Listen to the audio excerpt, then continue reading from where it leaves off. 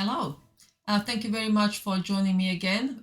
Today, before I started this video recording, I was meditating a little bit to see what wants to be channeled. And the really strong message today is to kind of ask ourselves why we are choosing to trust ego rather than trusting our own soul. And as energies are intensifying around the world, the split is coming, and I really strongly feel the split is between people choosing fear, choosing to trust their ego, and the another one is love, choosing love. Lots of people don't know what love actually is. That is a huge problem, and that's due to programming, trauma, toxic patriarchy, societal kind of pressures, and various masks that we are forced to wear. You're wearing one mask when you're at home, or hopefully you're without mask when you're at home, and then you're wearing various masks when you go outside, go to work, and before you know it, you just don't know who you are anymore because you're completely changing. It's like having this kind of split personality going in so many different directions. And during that time, we can be convinced by our ego that we live in that we operate from the place of love.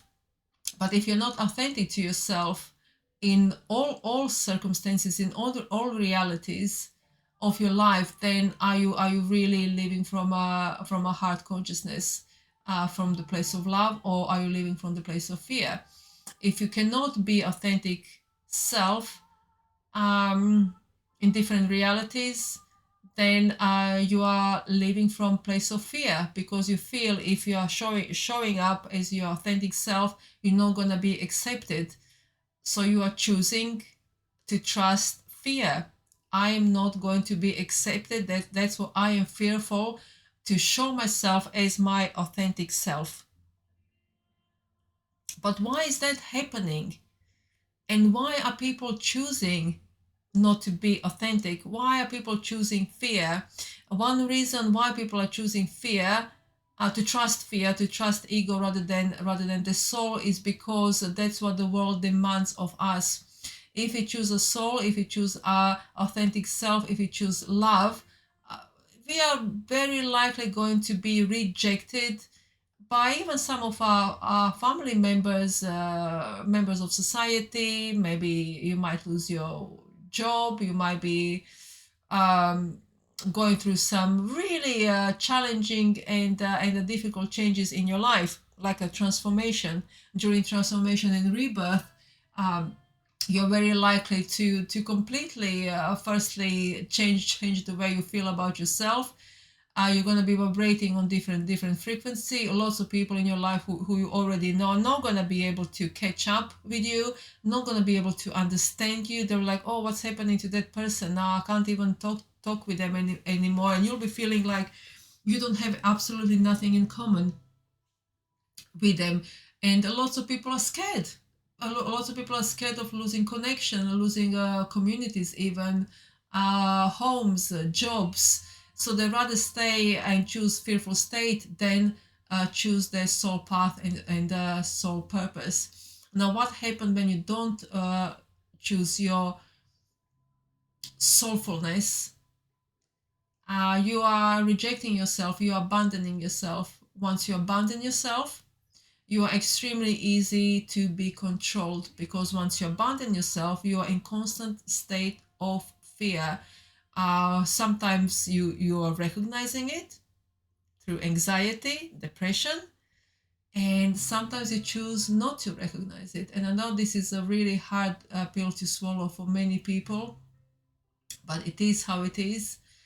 I'm just gonna touch base on my experience so you know I'm real. I've abandoned myself for very, very, very long time.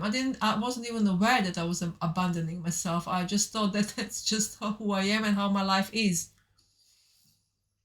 Till awakening start happening for me, and like, oh my goodness, when I start receiving the kind of higher consciousness and awareness about, like what the truth is, what reality is, what soul is, I was shocked really. to realize and to acknowledge to myself was difficult, that I have actually been abandoning myself throughout most of my adult life. And yeah, it's a difficult one to swallow, but if you're ready to swallow that red pill, and if you're ready to change your life dramatically so you can live your soulful life, your purposeful life, your life is gonna turn upside down. It's gonna be difficult to start with, really challenging, but you're gonna be experiencing incredible moments of like this pure divine connection with self, with source, with all creations. You're gonna be experiencing this self-love that you probably never experienced before, this true self-love that comes from within. In those moments when you connect, you know you don't need anybody else there to fulfill you. And that's what the problem is with our society. The society wants us to be dependent on other people.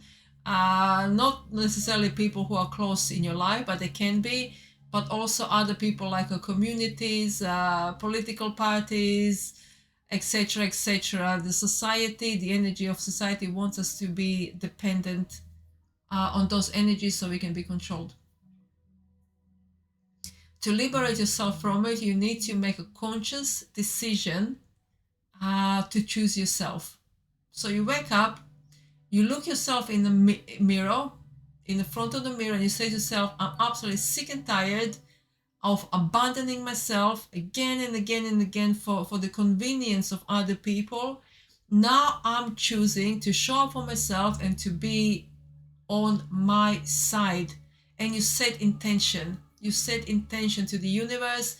You make promise to yourself. You know it's not going to be easygoing. It's going to be that journey is going to be full of hurdles, but you are going to be guided to the right path, to the right journey, so you can fulfill your purpose. So no one came, no one reincarnated to experience pain and suffering throughout their life and to live an authentic life. We are all here to guide each other home, and that's true. We are all kind of everybody that you meet in real life, on social media, especially people who are triggering you, who are annoying you. They're here to actually guide you, move you, and shape you towards your right path or towards your right kind of journey. So embrace that. Rather than getting annoyed, say thank you very much for coming here to show me something in me that I need to work on so I can readjust and follow my path and follow my dreams. There is you have come here with a incredible amount of gifts to give to yourself and to give to society. Don't be shy. Don't play small. That's the message that's coming really strongly right now through me. Don't play small. Your ego might tell you you're not good enough. Why would you do this? It's hard. You're gonna lose friends. You're gonna lose job. Are you sure you want to do this? You are too old. You are too young. You're too black. You are too white. Don't do it now. You are too tired. Do it tomorrow. Do it next week. And before you know it, it's too late. Before you know it, it's too late, and you're gone. So before that happens, I urge you, if you're watching this video, give yourself a chance. You owe it to yourself. You know, you owe it to yourself, you owe it to humanity. What are your gifts? What are your gifts? What are the gifts that you have brought into this world, on this planet, that you have forgotten due to excuse me, due to trauma, due to programming? Excuse me, I need a glass of water. The messages are coming really, really fast. I hope you can understand me.